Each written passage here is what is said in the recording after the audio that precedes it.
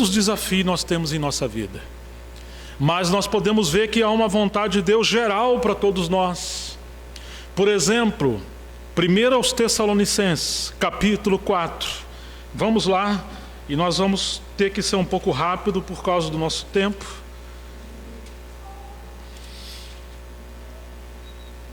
Se você não encontrar, preste atenção na palavra, depois você pode ouvir com calma as gravações. Finalmente, irmãos, versículo 1: nós vos rogamos e exortamos no Senhor Jesus que, como de nós recebestes, quanto à maneira por que deveis viver não apenas viver, mas o quê? Agradar a Deus. Não é apenas viver, é viver e agradar a Deus. Os apóstolos, eles ensinavam os irmãos a como agradar a Deus. E efetivamente estáis fazendo. Continueis progredindo cada vez mais. 1 aos Tessalonicenses 4, versículo 2. Porque estáis inteirado de quantas instruções vos demos da parte do Senhor Jesus. Pois esta é a vontade de Deus. Olha aqui. Qual? A vossa santificação. Mas não tenta assim espiritualizar muito esse assunto, porque aqui Paulo está sendo muito específico. Que vos abstenhais da prostituição. Que cada um de vós saiba possuir o próprio corpo em santificação e honra, não em desejo desenfreado, desejos sexuais desenfreados, galopantes, como gentios que não conhecem a Deus, e que nesta matéria ninguém ofenda nem defraude ao seu irmão, porque o Senhor, contra todas estas coisas, como antes vos avisamos e testificamos claramente, Ele é o vingador. Porquanto Deus não nos chamou para a impureza, e sim para a santificação. Dessarte, quem rejeita estas coisas, não rejeita o homem, sim a Deus, que também vos dá o seu Espírito Santo. Tá, em primeiro lugar aqui, irmãos, nós poderíamos mencionar várias outras, mas Paulo está ressaltando: nós estamos em dias maus, estamos diante de uma sociedade cada vez mais imoral e depravada e decadente. E há um endeusamento nos apetites sexuais. Quase tudo que se fala, que se propaga, que tem estratégia de marketing, nós temos o nudismo, a estética, o hedonismo e todas essas coisas voltado para a lascívia. Quantos espíritos terríveis estão tentando fazer conosco através dessa sociedade caída, como às vezes fazemos quando vamos acender um churrasco. Vamos acender a brasa do churrasco, você acende ali o fogo, e às vezes ele não está pegando direito, você começa a abanar, até que tudo fique alastrado. Tudo fique, colocado agora para a nossa linguagem, abrasado. Nós devemos ter cuidado. O inimigo está querendo sempre incendiar a nossa alma de todas as formas possíveis para desonrarmos ao Senhor com o nosso corpo. E agora ele está falando que nós não devemos viver como gentios, em suas paixões desenfreadas. Irmãos, essa é uma área que o inimigo tanto ataca. Por isso eles falam aos solteiros que os casados cuidam das coisas do mundo em como há de agradar o seu cônjuge, e o solteiro deve cuidar das coisas do Senhor em como agradar o seu Senhor, levando uma vida de santidade. Melhor que ficar solteiro como ele, diz Paulo. Mas se você não pode se conter, case, porque é melhor você casar do que estar subindo pelas paredes em abrasamento. E ele diz isso por causa da prostituição. Estamos em capítulo 7 agora de 1 Coríntios. Quantas coisas que me escreveste, bom que o homem não tocasse em mulher, mulher não tocasse em homem, Mas por causa da prostituição, cada um tem a sua esposa e cada mulher tem o seu próprio marido. Mas ele dá conselho para os solteiros: como você levar uma vida cheia do Espírito Santo, guardar-se virgem e puro, não se enredar por namoros, não se enredar por aventuras, porque o seu corpo não é seu, ele é templo do Espírito Santo.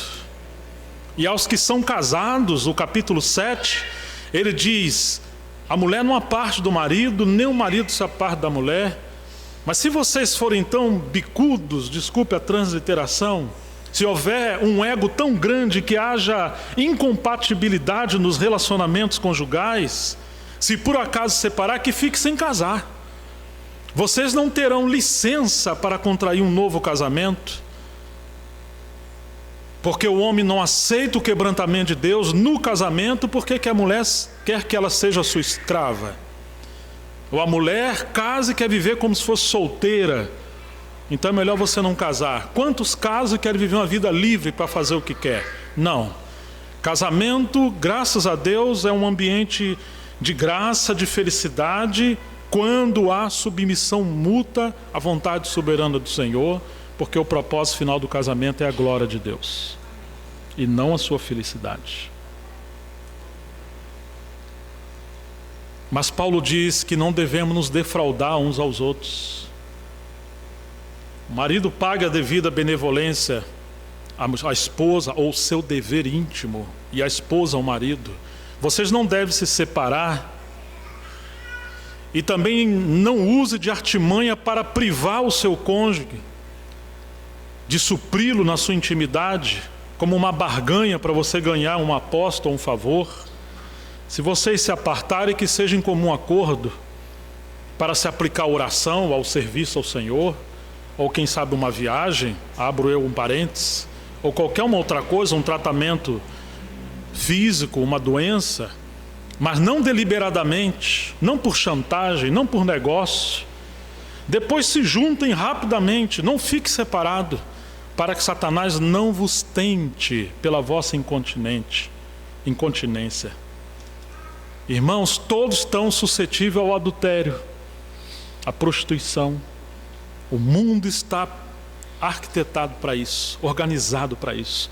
Nós estamos sendo atacados, solteiros e casados, sempre. E quando os cônjuges às vezes têm demandas e problemas e não sabem administrar, e às vezes passam tempo sem suprir a sua vida íntima, você está expondo o seu cônjuge ao adultério e vice-versa. Se há alguma debilidade, insuficiência, fraqueza, procure um médico, se cuide, se trate, mas leve isso a sério, porque Deus fala essas coisas. E quantas vezes, irmãos, as igrejas não conseguem avançar, têm dificuldade de prosperar, há um peso, quase sempre.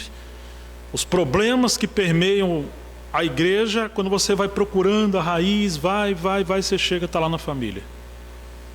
Relacionamentos em crise. Então Paulo está falando em primeiro lugar da santificação voltado à nossa vida íntima. Cuide do seu corpo, mas lembre-se que ele não é seu e você vai ter que dar conta dele naquele dia. Não deixe o seu apetite te governar. Seja alguém cheio do Espírito Santo, porque o Espírito Santo habita em cada um de nós. Vivamos uma vida de oração, de comunhão, de relacionamento. Peçamos ajuda àqueles irmãos que Deus colocou para nos ajudar com aconselhamento e oração. Às vezes é melhor você ganhar menos, mas trabalhar no lugar onde você é menos assediado. Às vezes é melhor você quebrar a sua televisão, se aquilo ali te faz um escravo de filmes e novelas que te levam ao pecado. Ah, mas eu tenho para ver jornal. Pois é, mas depois do jornal vem a novela, depois da novela vem o filme, depois e assim vai. Então é melhor você não ter. Se você não consegue só ver jornal e alguns programas que você possa sentar com seus filhos, com a sua esposa e ver. Você sabia que os grandes criadores de tecnologia, como Steve Jobs, que é o pai da Apple, Ou o Bill Gates, o pai da Microsoft, ele não deu o celular aos seus filhos quando crianças? Há confissões e matérias dele que concordaram, não entre si, mas na liderança da sua casa, da quando, quem sabe, estivesse 11 anos, 14 anos. E aí foi feita uma pesquisa, criança de 5 a 9 anos, 75% delas já tiveram acesso à pornografia por meio do celular.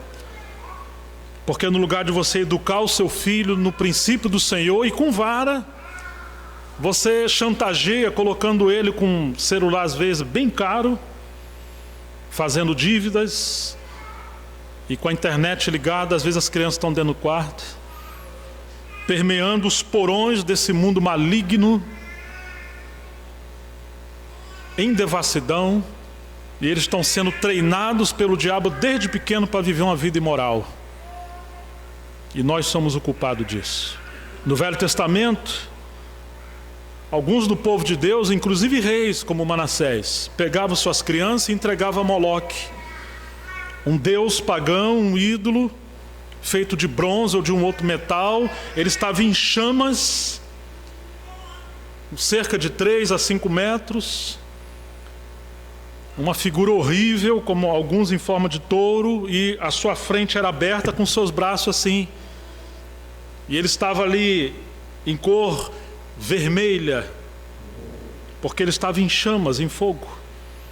Os seus pais então entregavam seus filhos a Moloque como um sacrifício. Colocava a criança, ela berrando em dor, por causa que estava sendo queimada viva, ela ia escorregando até cair dentro do ventre desse Deus.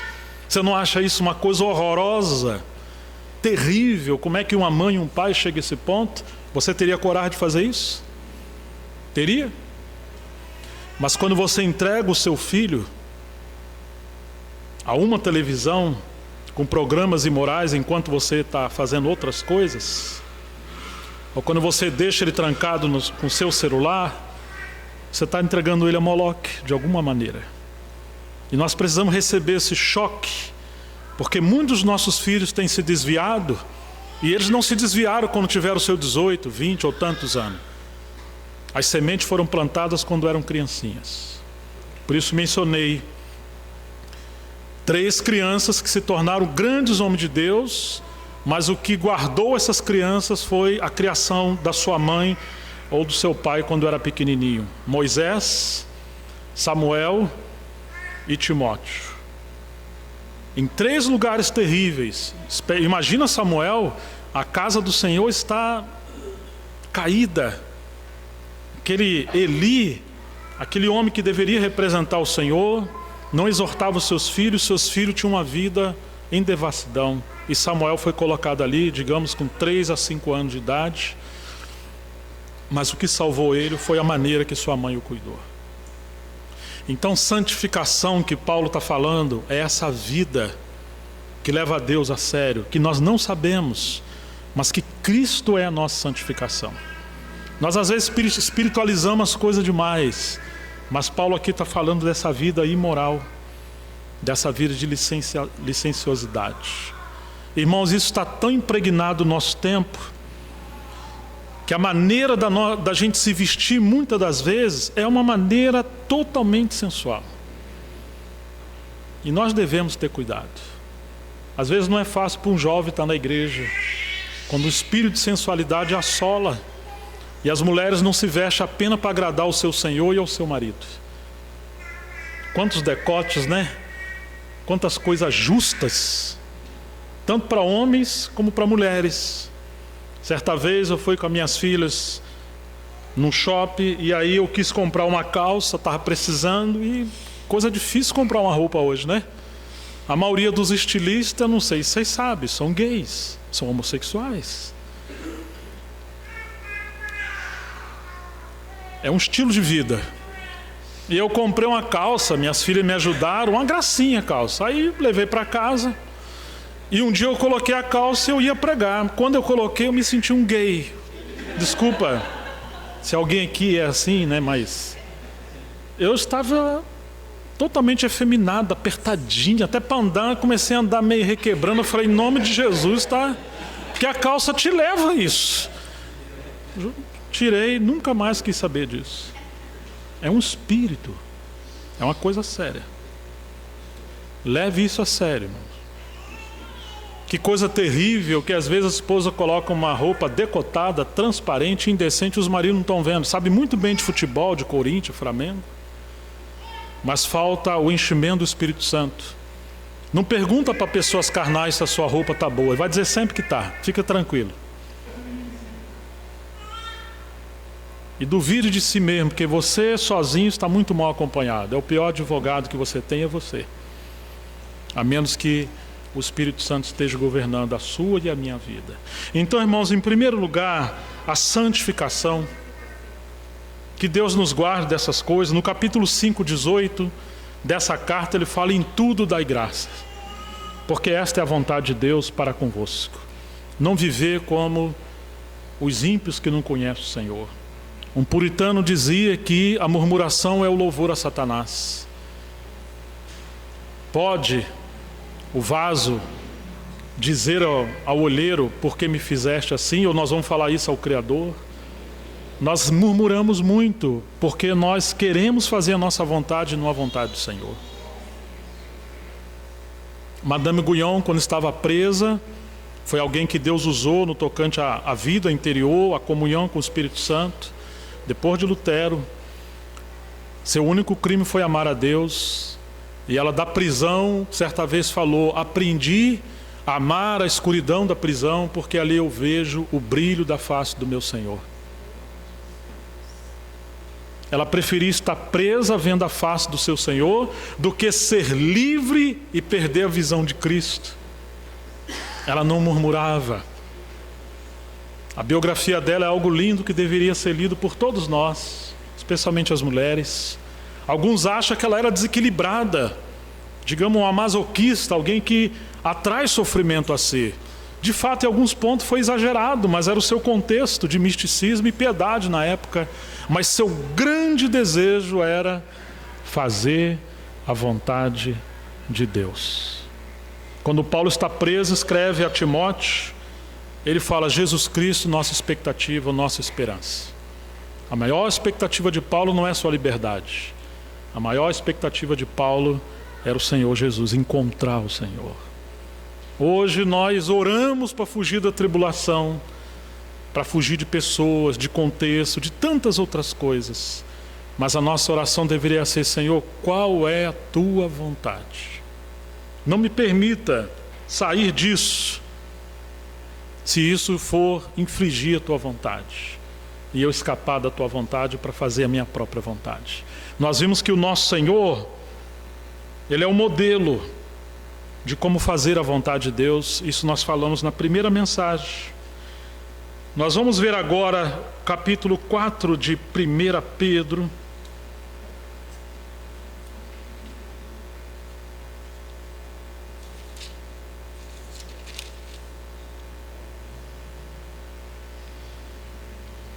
Pedro, o capítulo 4.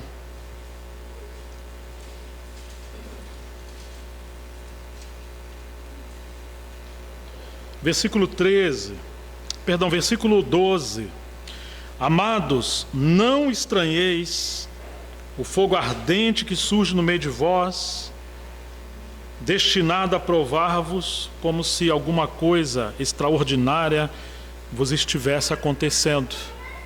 Eu não sei se vocês lembram, outra vez que eu estive aqui, eu falei do incêndio em Roma, que 14 bairros grandes em Roma haviam, 10 foram queimados no incêndio que Nero propagou ali, aquele louco, e 4 foram poupados, e como a estratégia dele deu errada, de estratégia política, colocaram a culpa nos cristãos.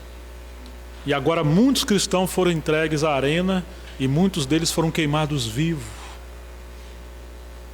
Quando inauguraram o Coliseu Romano, cerca de 10 mil cristãos foram mortos e muitos deles queimados. As cartas gerais foram escritas antes da destruição do templo, no ano 70. Os irmãos estavam sendo esmagados e perseguidos. Sabe por quê? Porque eles viviam para cumprir a vontade de Deus. Simplesmente por isso. Pelo contrário, verso 3: alegrai-vos na medida em que sois co-participantes dos sofrimentos de Cristo, para que também na revelação de sua glória vos alegreis exultando. Se pelo nome de Cristo sois injuriados, bem-aventurados sois, porque sobre vós repousa o Espírito da glória e de Deus. Como que pode, irmãos, sendo esmagados, glorificando a Deus, sendo queimados e cantando hinos, sendo entregue às arenas, aos leões e glorificando a Deus? Eles não tinham medo do sofrimento, eles temiam sair da vontade de Deus. Sobre vós repousa o Espírito de sua glória. Oh, irmãos, é isso que falta hoje em nós, sermos cheios desse Espírito. Mas sabe por que somos tão pobres do enchimento do Espírito Santo? Porque nós fugimos da disciplina de Deus e da vontade de Deus.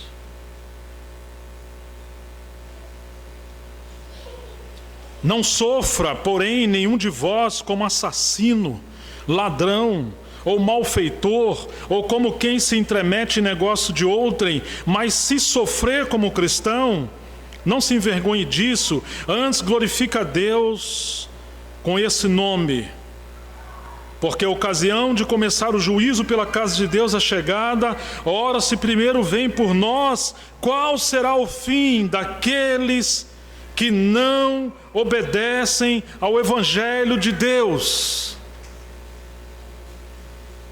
E se é com dificuldade que o justo é salvo, onde vai comparecer o ímpio, sim, o pecador? Por isso também os que sofrem segundo a vontade de Deus, encomendem sua alma ao fiel Criador na prática do bem. Eu vou ler novamente o verso 19. Por isso também os que sofrem segundo a vontade de Deus, encomende a sua alma ao fiel Criador na prática do bem. Os que sofrem segundo a vontade de Deus, poderíamos dizer que há uma espécie de ministério do sofrimento pela vontade de Deus. Foi dado um espinho na carne de Paulo, como um demônio para esbofeteá-lo, e o Senhor não tirou, antes disse que a sua graça lhe basta. Falta-nos tempo para falar na história da igreja quantos homens e mulheres de Deus foram o que foram em meio ao sofrimento. A doença, a adversidade, a pobreza, a injúria, a perseguição, a mentira, a calúnia, a exclusão, cristãos sendo crucificados por cristãos. E o Evangelho chegou até nós porque sangue de mártires foram derramados. A vontade geral de Deus, todos nós de alguma forma passaremos por tribulação, uns de uma maneira e outros de outra. Não fuja, não tenha medo. Não tenha medo daqueles que podem fazer mal ao seu corpo e não a sua alma, disse Jesus, mas temo aquele que possa fazer mal ao corpo e lançar toda a sua alma ao inferno. Por isso, a tua mão te faz tropeçar, ou algum membro do teu corpo te faz pecar, arranque e jogue fora, foi o que Jesus falou, corte ele. É melhor você viver manco aqui, mas você entrar no reino dos céus com gozo e alegria, do que você poupar a sua vida para fazer o que você gosta e você perder os privilégios do reino de Deus. O que você fizer aqui em relação à vontade de Deus, haverá um eco por toda a eternidade e haverá recompensa no seu reino de 1000 anos. Ah, mas se formos negligentes à vontade de Deus, nós perderemos os privilégios do reino de Deus. E hoje já sofremos disciplina, porque nós perdemos a proteção de Deus. Por causa disso, entre vós, em certo contexto, disse Paulo, 1 Coríntios 11, alguns que estão fracos, outros doentes, e outros até que já morreram. porque eles estavam sendo levianos com o pão, com a ceia, mas com a maneira de viver sua vida com Deus, sua vida cristã. Morreram. Toda vara que estiver em mim, a videira que não produzir fruto, o que o Senhor Jesus falou que ia fazer? Ele ia cortar, porque está roubando a vida, e vai lançar fora. E toda vara que estiver em mim e der fruto, o que ele vai fazer? Poda, para que dê mais fruto. Isso é a vontade de Deus, podar. Então às vezes não sabemos a vontade de Deus, mas podemos crer que é a vontade geral de Deus para todos nós, a santificação, a gratidão, a integridade no trabalho, com seu patrão, ou o patrão com seus funcionários, com a autoridade constituída. Irmãos, a vontade de Deus no sofrimento, a vontade de Deus na família, como o marido deve viver com a sua esposa, a esposa com o marido, os filhos com os pais com seus filhos. Essas coisas estão escancaradas nas Escrituras. E deveríamos levar isso a sério, porque Deus nos colocou aqui para representá-lo. Irmãos, mas além da vontade de Deus, no sentido geral, nós temos o terceiro ponto da vontade de Deus. O primeiro é o mistério, o primeiro é a vontade soberana de Deus, o segundo é a vontade geral de Deus, e o terceiro ponto qual é mesmo? Você que está anotando, lembra? A vontade de Deus nos serviços. A menos que você seja uma verruga no corpo, Deus tem um serviço para você. Essa falsa humildade, não, eu não sou ninguém, eu não sou nada. Às vezes é o mais orgulhoso que temos entre nós. Deus colocou no corpo cada um de nós como Ele quis, e Ele nos chamou a todos nós para servir. Segundo a Bíblia, nós temos dons naturais e dons espirituais. Temos dons de graça em Romanos 12, e os carismas, ou as dádivas, os dons do Espírito Santo em 1 Coríntios 12. Os dons espirituais em 1 Coríntios 12 e os dons de graça em Romanos capítulo 12. Mas eu não sei qual é o meu dom. Parece que Paulo nos dá segredos para isso. Vamos ver rapidamente. Primeiro, vamos em Romanos 12.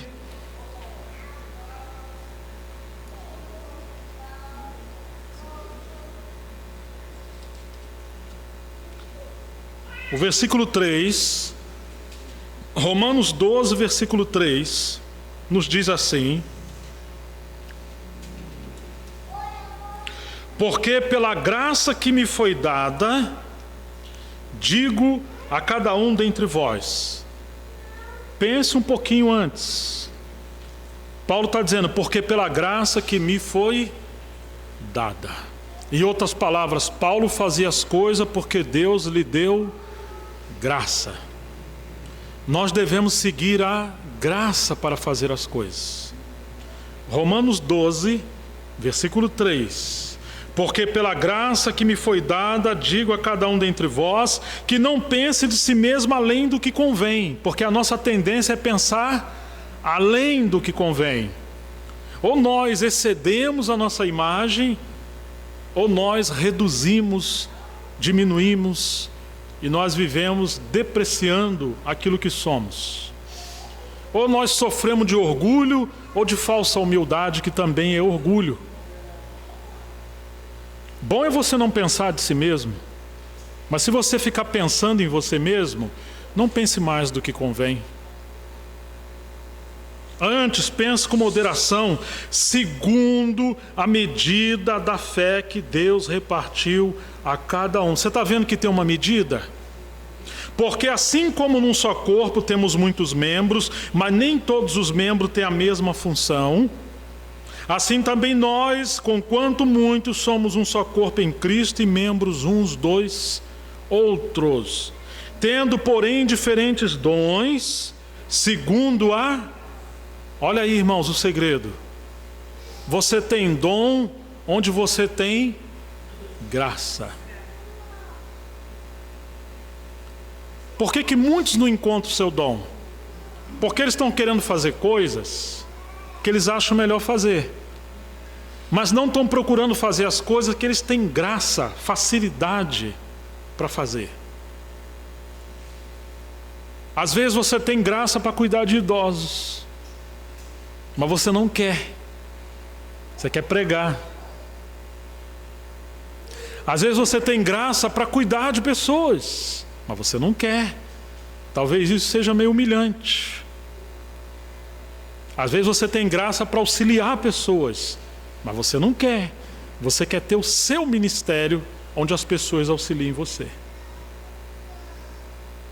Siga a graça e aí você encontrará o seu dom. Faça de tudo que você puder para servir como ao próprio Senhor. E quando você estiver fazendo as mínimas coisas que o Senhor te colocar na frente, você vai encontrar onde a graça flui mais. E onde ela começa a fluir mais, certamente aí estão os seus dons. Ah, mas quando você quer fazer coisa que ali você não tem graça, significa que haverá uma desgraça. Ainda que você acredite que Deus te chamou para aquilo, mas o corpo não está sendo alimentado, edificado, testificado. Siga a graça. Tendo, porém, diferentes dons, segundo a graça que nos foi dada. Se profecia ou se falar por Deus, seja segundo a proporção da fé. Não vá além.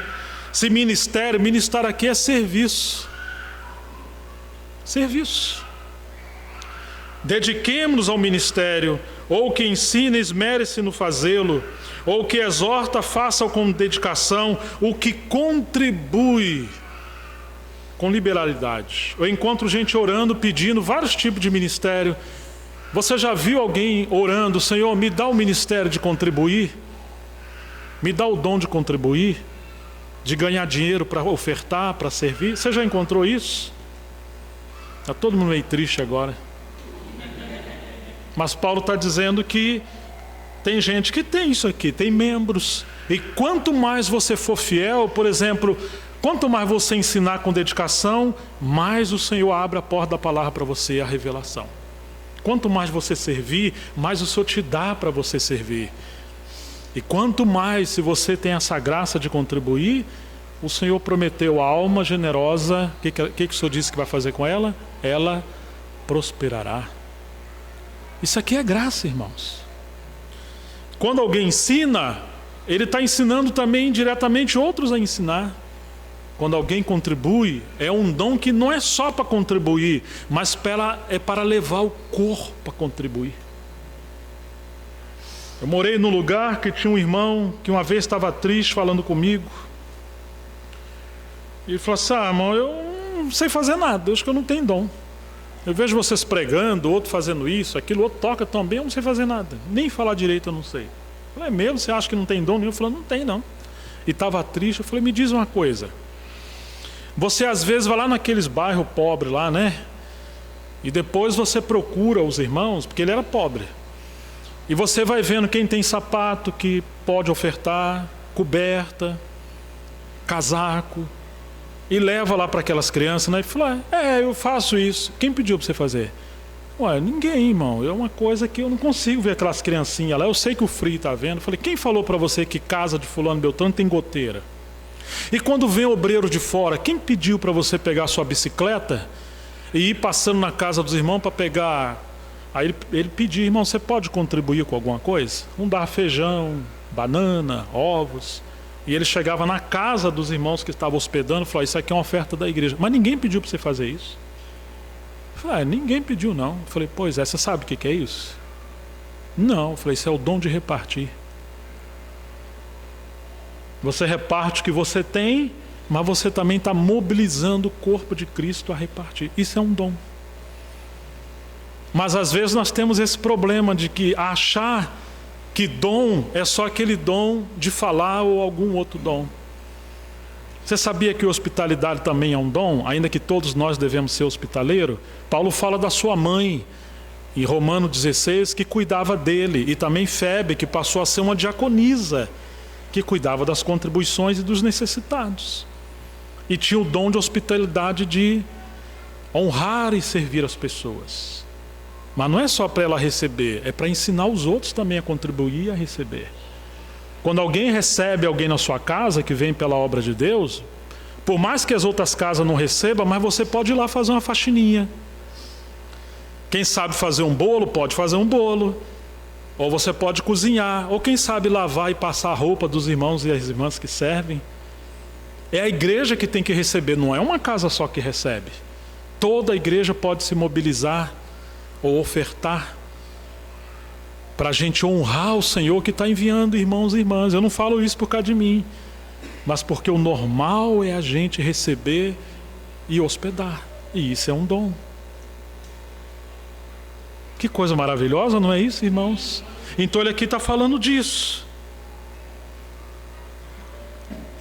O que contribui com liberalidade, o que preside com diligência. Presta atenção,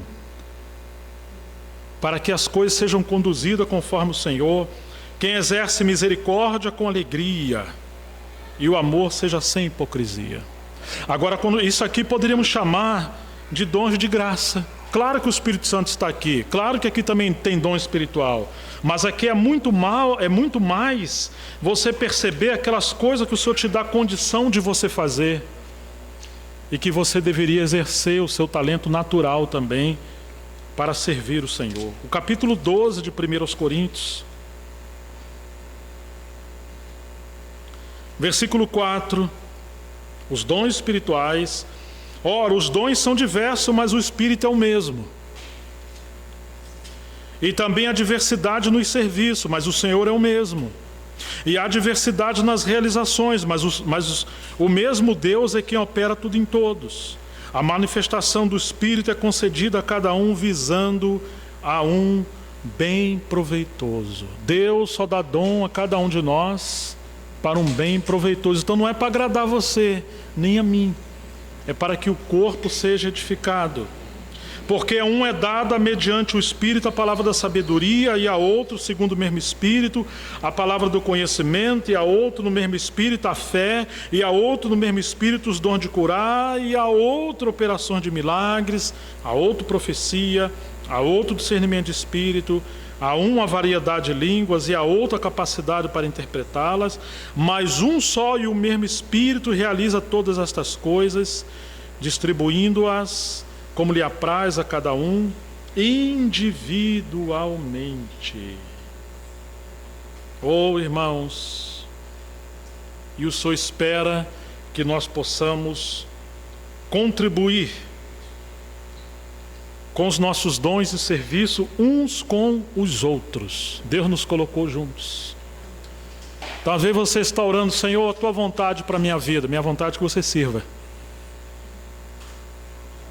Eu não sei como servir. Começa a pegar um paninho, uma vassoura. Ajuda na faxininha. Você viu o banheiro meio cheio de papel? Pega um saquinho, joga fora. Você viu que está faltando papel higiênico? Mas está faltando. Não faz isso não. Foi você que viu. Vai lá, pega e põe lá. Uma vez estávamos com uma família e uma irmã falou: eu não sei como servir o Senhor. E nós falamos: olha, tem uma irmã na sua rua ou aqui para cima, está adoentada e ela tem filhos pequenos. Você poderia ir lá, nem que seja uma vez na semana, fazer uma faxininha, cuidar das crianças, lavar uma roupa. Que a gente espiritualiza demais as coisas. E provavelmente nós vamos viver muito mais a vida da igreja fora do local de reunião. Na verdade é assim. A igreja se expressa muito mais fora daqui, quando nós cuidamos, servimos, oramos e apacentamos uns aos outros por amor ao Senhor. Amém? Então a vontade de Deus nos serviços.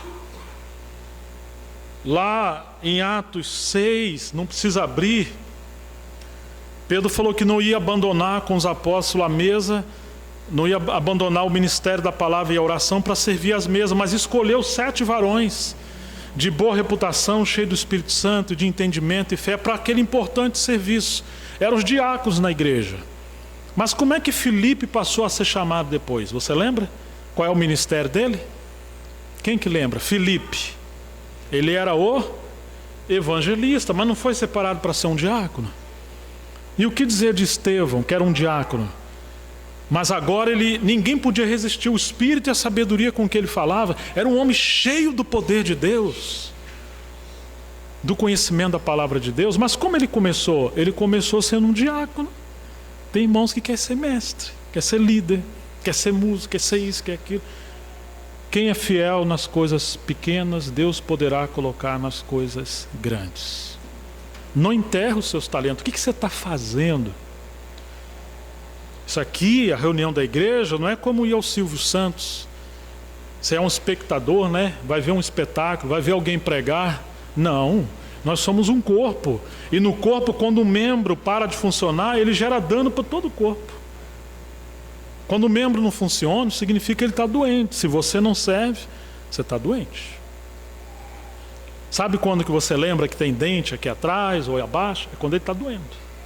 Toda pessoa que chama atenção para ele, os irmãos não me visitam, os irmãos, ele está doente. Vai lá você visitar, vai você cuidar. Nós deveríamos sempre ter encargo de oração, sempre, antes de vir para a reunião. E estando também na reunião, entendendo que isso aqui é uma responsabilidade de todos nós, irmãos, porque somos um corpo. Mas que pena que antes da reunião, uns estão conversando de política, outros de futebol. Tem, às vezes, pessoas que levam revista para vender cosmética e tudo, uma confusão. Ô, irmãos, faz isso depois, lá fora. Vai visitar sua irmã, seu irmão, vocês são livres para isso. Mas quando o povo de Deus se ajunta, como é que pode, depois de uma palavra com tanto peso, aí está levando batom, calcinha, com sutiã, a gente vê isso normal. O outro falando que o Flamengo é big, não sei o que, campeão. Por isso que nós estamos tão pobres do Espírito Santo. É chato ter que falar essas coisas, né? Mas o Senhor precisa nos exortar, nos encorajar, né? Então, irmãos, a vontade de Deus nos serviços. Teve um varão, capítulo 4 de Colossenses, verso 17, não precisa abrir. Paulo diz assim: dizei Arquipo, atente para o ministério que você recebeu do Senhor, para que o cumprais. Cumpra o teu ministério. A Timóteo ele fala: desperte o dom que há em ti, que te foi dado por meio de profecia e de imposição de mãos, das mãos de Paulo e do presbitério. Inflame o dom de Deus que há em ti, pegue fogo, não enterre o seu dom. O Espírito Santo te deu isso para você servir. Você tem que ser cheio do Espírito Santo. Mas nossa tendência é ir diminuindo, esvaindo e até... Quantas vezes vem vontade de você visitar uma irmã e um irmão, falar: mas eu não sou um pastor. Irmãos, vai lá visitar. Porque o pastor que mora em você quer apacentar aquela ovelha. Simplesmente precisa orar e amar e cuidar uns dos outros. Então nós temos essa questão da vontade de Deus nos serviços. O tempo nos faltará para falar da vontade de Deus nas circunstâncias. Mas nós temos que tomar decisões sempre. Em 1 Crônicas, capítulo 14, você só anota, Davi entendeu que Deus o honrou como rei, tudo estava dando certo na vida dele, mas os filisteus, quando souberam disso, vieram atacá-lo com força. E aí o que aconteceu? Davi buscou o Senhor: Senhor, subirei contra ele. Ele falou: sobe que eu sou contigo. E ele foi e venceu a guerra, mas daqui a pouco eles vieram contra ele de novo. Sabe o que Davi fez? Ele não subiu contra eles do mesmo jeito que foi na primeira. Ele foi buscar o Senhor: Senhor, subirei contra ele. Não sobe não. Você vai de outra maneira, vai dar a volta. E o Senhor criou uma estratégia de guerra diferente. Ele encontrou a vontade de Deus nas circunstâncias. Para cada circunstância, devemos encontrar a vontade de Deus. Deus nos deu a unção para conhecer a sua vontade. E eu vou terminar apresentando pelo menos 7 princípios que apontam que estamos na vontade de Deus. Eu vou falar um pouquinho rápido, mas vou deixar isso com vocês, especialmente em relação às circunstâncias quando não sabemos o que fazer. Em primeiro lugar, isso não está em ordem, mas eu vou mencionar convicção interior. Em Hebreus 11, versículo 1, diz que a fé é a certeza das coisas que se esperam e a convicção de fatos que não se veem. Em primeiro lugar, é quando você tem convicção que o Senhor quer que você faça algo, que você vá para tal lugar, ou que você contribui no seu dom, ou de alguma forma que você não faça coisa, você passa a ter uma convicção. Mas em segundo lugar, eu diria que o segundo ponto que aponta que você está na vontade de Deus são as Escrituras. Deixa eu tentar parafrasear isso aqui. Sabe quando um navio está vindo à noite, tudo escuro, ele tem que atracar lá no porto. Meu Deus, ele tem tudo para bater nas rochas, tem tudo para bater no cais, mas ele tem que ver as lâmpadas de onde ele vai ter que estacionar, alinhada como se fosse uma só. Digamos que tenha 7 lâmpadas ali. Se elas estiverem uma do lado do outro, significa que ele vai bater de frente ali. Mas se ele for virando a embarcação e ver que elas se tornaram uma só, então tem um lugar que ele vai chegar na lateral, como se fosse uma só lâmpada, e vai conseguir estacionar ali. Assim também acontece quando o avião vai pousar. A pista de longe, claro que hoje tem a tecnologia, mas os bons pilotos antigos viam as lâmpadas uma na frente da outra, até como se fosse uma só. Digamos que nós temos 7 lâmpadas que apontam a vontade de Deus. Você não pode quebrar nenhuma. Você pode causar um acidente na sua vida. Em primeiro lugar, a convicção. Em segundo lugar, as Escrituras. Nunca a vontade de Deus vai entrar em contradição com as Escrituras. O Atmani diz que uma jovem pediu que ele orasse porque ela estava sendo afeiçoada por um rapaz que não era cristão. Ora por isso. E ele falou abertamente que isso seria contraditório às Escrituras. Mas depois ela orou e pediu para orar porque ela casou com ele. Ele falou: eu sinto muito, não tenho mais nada para falar e nem para fazer. Apenas pedir que Deus tenha misericórdia de você. Por quê? Porque a sua convicção foi contra as Escrituras. Então, muito cuidado com a sua convicção. Uma primeira lâmpada, porque enganoso é o coração do homem mais do que todas as coisas, quem o conhecerá? 1 Timóteo 5, Paulo diz: eu quero que as viúvas mais novas casem e tenham filhos. Mas depois ele diz: não coloque a viúva mais nova na sua lista para receber a contribuição da igreja. Porque quando elas se tornam levianas contra Cristo, elas querem casar ainda após Satanás. Ué, Paulo, você acabou de falar que quer que a viúva case e gere filho, e agora você está dizendo que quando elas querem casar, estão indo atrás de Satanás e traindo o seu primeiro marido, que é Cristo? Como que é isso, Paulo? Você já viu isso na Bíblia?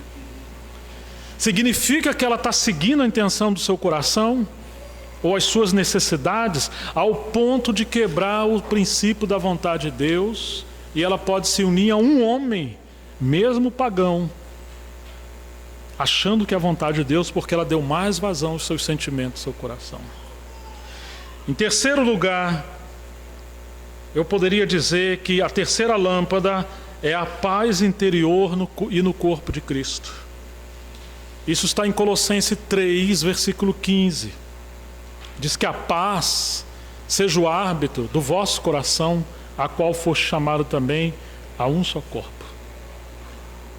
Sabe quando um jogador está vindo correndo, vai lá, faz um gol, daqui a pouco ele está comemorando, o juiz fala assim: não valeu não.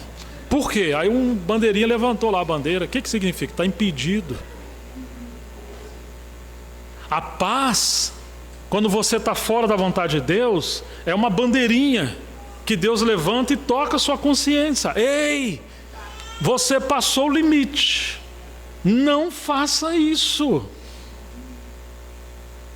Não faça. Mas o outro fez. O outro pode, mas você não pode. O proprietário residente que habita em você não deixa. Não adianta você ter convicção e achar um texto bíblico. Às vezes você perdeu a paz. Tome muito cuidado com isso, irmãos. Em quarto lugar, Provérbios 11:14 diz que... Vamos ver esse versículo porque ele é muito importante. E eu queria que você guardasse ele. Nós já estamos chegando ao final. Provérbios capítulo 11.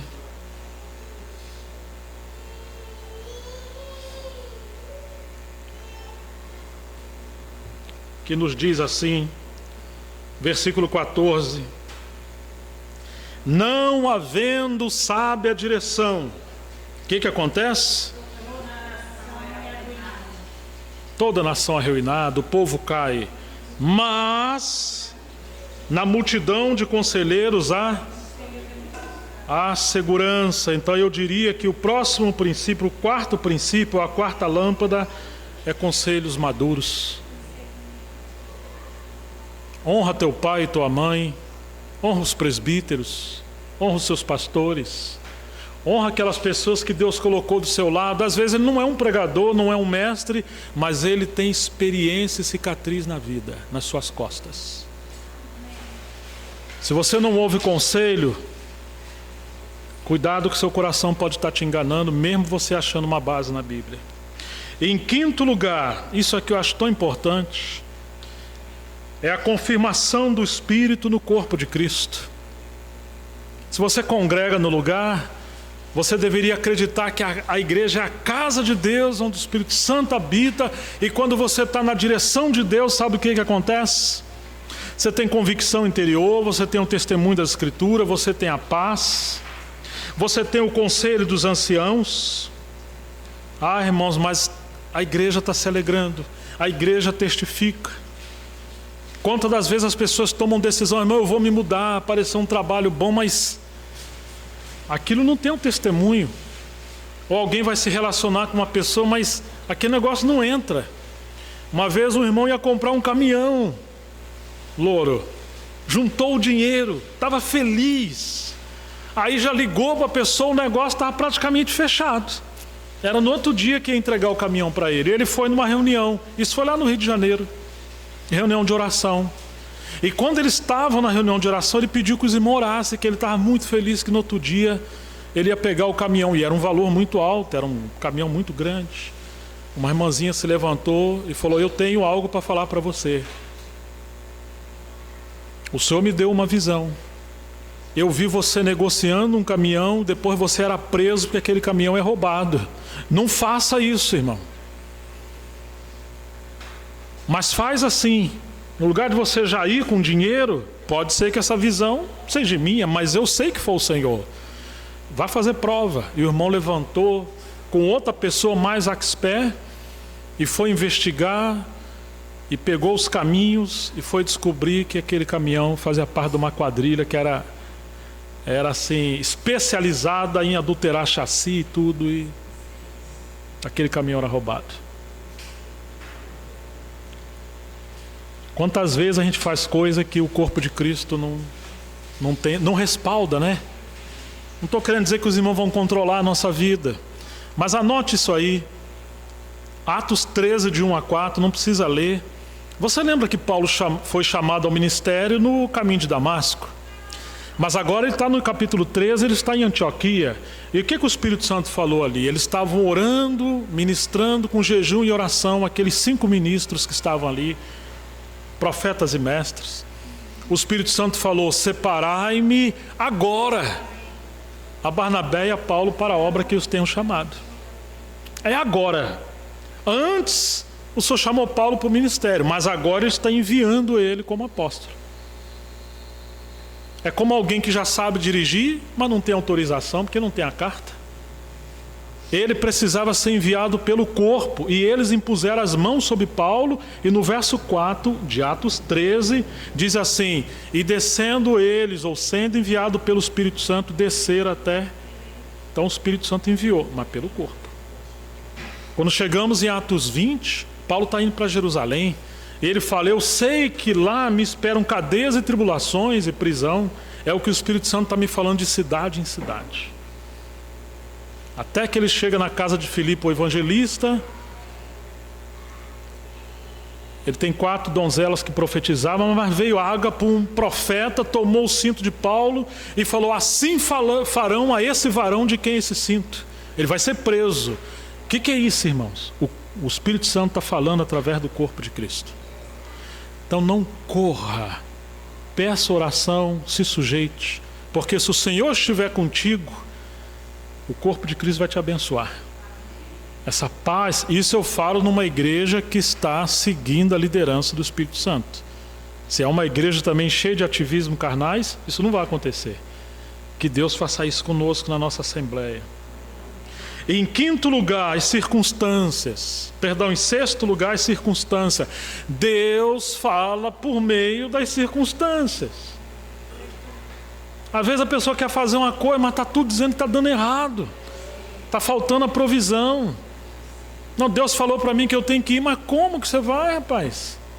Que eu tenho que fazer isso, mas não tem condição de você fazer. Deus fala pelas circunstâncias. Considero muito isso. Não mude o seu trabalho muito fácil. Essa semana eu perguntei para um irmão, aquilo que você foi trabalhar que deu errado, você deixou o seu trabalho certo, né? Deixei. Você sabia o que você ia fazer lá? Não. Você entendia daquilo? Não. Eu falei, pois é. Como é que você vai se meter com uma coisa que você não sabe, né? As circunstâncias. Nós somos orelhudos, viu, irmãos? A gente é bom em se meter em confusão. Respeita as circunstâncias. Deus abre portas e quando Ele abre, as circunstâncias são favoráveis. Em sétimo lugar, a provisão de Deus, ou as 7 lâmpadas. Quando Deus está com você, a provisão vai te acompanhar. Ah, mas quando não está também, irmãos, pode ter certeza que a provisão vai esvair. E isso é um sinal. Então essas 7 lâmpadas, se nós pudermos guardar, eu diria que são as lâmpadas para você estacionar o seu barco sem correr risco de um acidente. Será que a gente consegue lembrar para terminar essa mensagem? A primeira lâmpada é convicção interior. A segunda, as escrituras. A terceira, paz interior. A quarta, conselhos maduros. A quinta, no corpo. A sexta e a sétima. Sobre essa provisão, Davi falou assim: o Senhor é meu pastor, nada me faltará. O pensamento no hebraico é assim: o Senhor é o meu governo, o meu pastor, Ele não tem me faltado em nada. Não é que as coisas não vão te faltar, como a teologia da prosperidade diz, mas diz assim: o Senhor não te faltará em nada. Ele é o que você precisa. Ele vai te suprir, mesmo que as coisas te faltem, mas você vai ter a porção certa para você viver na vontade dEle, porque às vezes a vontade dEle é o sofrimento. E você vai ter graça e cheio do Espírito Santo para você passar ali. Zé João, um obreiro muito experimentado, que foi um pai para mim. Um dia Deus mandou-lhe um lugar. Ele falou: Senhor, eu não tenho dinheiro nem para pagar a passagem. O Senhor falou: eu sou o seu dinheiro. Em outras palavras, não se mova porque você tem dinheiro ou porque você não tem. Se mova porque você está na vontade de Deus, ou não se mova por você não estar na vontade de Deus. Se você tiver, Ele operará os milagres para você estar ali. Eu termino lendo Lucas 12.